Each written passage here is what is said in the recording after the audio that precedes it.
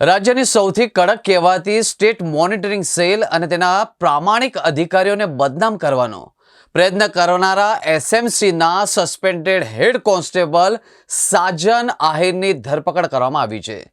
રાજ્યના ઇતિહાસમાં સૌ પ્રથમવાર પૂર્વ પોલીસ કર્મી ઉપર ગુસ્સીટોક અને પ્રોહિબિશન હેઠળ ધરપકડ કરવામાં આવી છે। વડોદરા જિલ્લાના કરજણ ખાતે એલપીજી ટેન્કરમાં ભરેલો 1.75 કરોડનો દારૂનો જથ્થો ઝડપાયો હતો।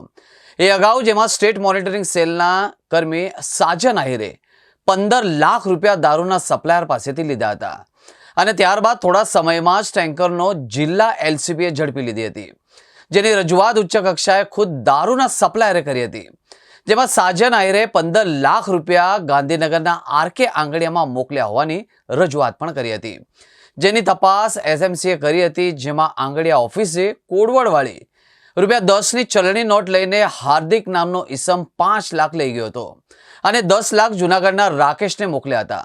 જૂનાગઢ ખાતે જ 10 લાખ મોકલવામાં આવ્યા હતા। એ રૂપિયા એસએમસીના હેડ કોન્સ્ટેબલ સાજન વીરાભાઈ વસારા એટલે કે આહિરના કહેવાથી રોકી નામનો ઈસમ લઈ ગયો હોવાનું એસએમસી તપાસમાં બહાર આવ્યું હતું। પરિણામે એને તાત્કાલિક સસ્પેન્ડ કરવામાં આવ્યો અને કરજણ ખાતેના દારૂના મામલામાં પણ તેની સંડોવણી બહાર આવતા આરોપી સાજન આહિરને ઝડપી પાડવામાં આવ્યો હતો। આરોપીને ગાંધીનગર એસએમસીની કચેરી લાવ્યા બાદ પૂછપરછ કરી હતી અને ગુસ્સીટોકના ગુનામાં તેની ધરપકડ કરી હતી। કરજણ પોલીસ મથકે પણ 1.75 કરોડના દારૂના મામલામાં સાજન આહિરની સંડોવણી બહાર આવતા તેને વડોદરા ગ્રામ્ય પોલીસને સોંપવાની કાર્યવાહી કરવામાં આવી રહી છે। હાલમાં બેંક ખાતાઓ મિલકતની તપાસ ચાલી રહી છે અને ત્યારબાદ જરૂર લાગશે તો એલસીબીમાં પણ ગુનો નોંધવામાં આવશે। કડક કાર્યવાહી કરવામાં આવશે કે એસએમસીનો અન્ય કર્મી આવી પ્રવૃત્તિ કરવાની હિંમત પણ નહીં કરી શકે।